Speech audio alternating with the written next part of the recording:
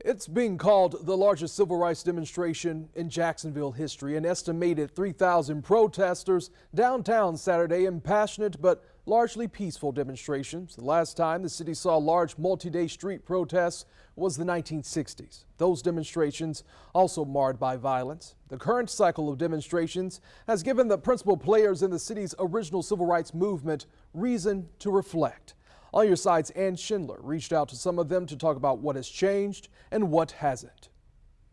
August 27, 1960. Rodney Hurst was 16 the day of Jacksonville's most notorious race riot. Axe handle Saturday. After weeks of peaceful demonstrations protesting racial segregation, a violent backlash. It was a bloody event. They were swinging at and beating any black person downtown. White men passed out free axe handles in Hemming Park and began beating black demonstrators indiscriminately. The kind of racism, the kind of hatred, the kind of evil, that was no different than what I'm seeing right now. It covered most of downtown Jacksonville when the riots broke out. Alton Yates also sees the persistence of problems from 60 years ago. We thought during the 60s that we would not see any of this anymore, that things would begin to heal.